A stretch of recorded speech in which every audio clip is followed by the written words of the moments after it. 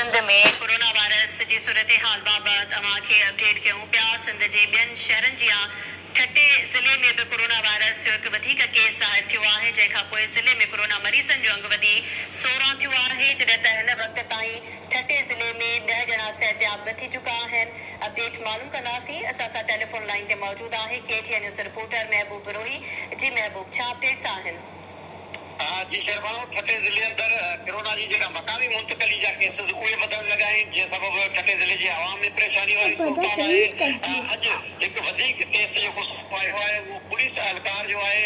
मीरपुर साकरो जे थाणे ऐं सां हुनजो तालुका हिकु पुलिस एहलकार जे रिपोर्ट पॉज़िटिव आई आहे, जंहिंखां पोइ हुनखे फौरी तौर ते आइसोलेशन वार्ड में मुंतक़िल कयो वियो आहे, जंहिंजी तस्दीक SSP छटो डॉक्टर इमरान को कई आहे। जॾहिं त छटे ज़िले अंदर हिन वक़्त ताईं जेके मजमूई तौर ते कोरोना जा जेके केसेस आहिनि उन्हनि जो अंग 16 थी चुको आहे, पर हुन खां अॻु में 10 जेके केसेस आहिनि उहे नेगेटिव थियण खां पोइ उहे सत्यापित थी चुका आहिनि। हिन वक़्तु अॼु वधीक केस थियण खां पोइ 7 केस हिन वक़्तु जेका आहे जेके मौजूदु आहिनि, जिन मां 6 केस सैयद बिरादरी सां तालुका हुननि जो ऐं 2 ॼणा अॻु में हिकु फोथियल जेका टटे जी अमीर ख़ानी बिरादरी जी जेका औरत आहे उनजी 2 पुट जेके आहिनि सिविल सर्जन ऐं ATO टटो उन ॿिन्ही जी जेका कोरोना पॉज़िटिव आहे। उन खां अलावा उन्हनि जी हिकु भेण ऐं हिकु जेका भाॼाई उन सां गॾो गॾु सीनियर सर्जन टटे जो रहियो आहे अॻूणो सर्जन डॉक्टर लालवी शाह, उनजी घरवारी ऐं भाॼाई उन्हनि खे बि कोरोना पॉज़िटिव आहे, जंहिं करे उहे 6 टटे शहर सां उन्हनि जो तालुका उहे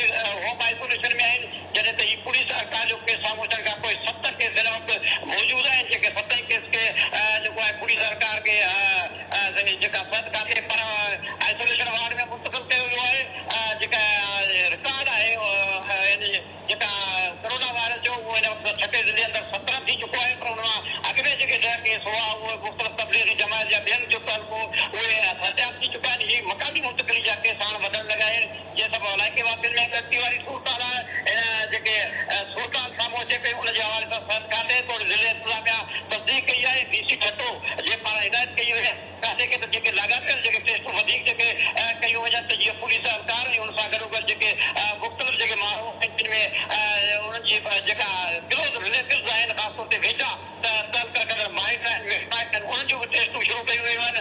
अॼु वधीक जेका 25 माण्हुनि जूं टेस्टूं वरितियूं वयूं आहिनि, जंहिंमें सद खाते जे अमले जा बि माण्हू आहिनि ऐं मुख़्तलिफ़ प्राइवेट माण्हू ख़ानगी हुननि जे वेझे तालुका रखंदड़ माण्हू आहिनि, उन्हनि जूं टेस्टूं वरितियूं वयूं आहिनि। उन टेस्ट वठण जे सिलसिले खे वियो आहे। इहो ख़दशो मौजूदु आहे त मक़ामी सित जी मुंतक़िली वधे, जंहिंखे रोकण लाइ ज़िले इंतिज़ामिया ऐं सद खाते जे पाण टेस्ट वठण जो सिलसिलो जिते शुरू कयो वियो आहे उते माण्हुनि खे अपील कई पई वञे, छाकाणि जो माण्हुनि जे पारां गैर ज़िम्मेवारी जो मुज़ाहिरो कयो पियो वञे, जंहिं करे माण्हुनि खे अपील कई पई वञे त जेके मुतासिर माण्हुनि सां जिन जो तालुको रहियो आहे उहे फौरी तौर ते पाण मुरादो आइसोलेट थी वञनि ऐं उहे सद खाते सां राब्ते में अचनि त जीअं उन्हनि जूं बि टेस्टूं करे सघनि। जी महबूब बिरोही अपडेट लाइ जी वॾी महिरबानी। छटे मां खे ख़बर ॾियूं पिया जो केॾीअ में हिकु वधीक कोरोना वायरस जो केस ज़ाहिर थियो आहे, जंहिंखां पोइ छटे ज़िले में कोरोना वायरस जे मुतासिरनि जो अंग वधी 16 थी वियो आहे, जॾहिं त हिन वक़्त ताईं 10 ॼणा सिहतयाब थी विया आहिनि।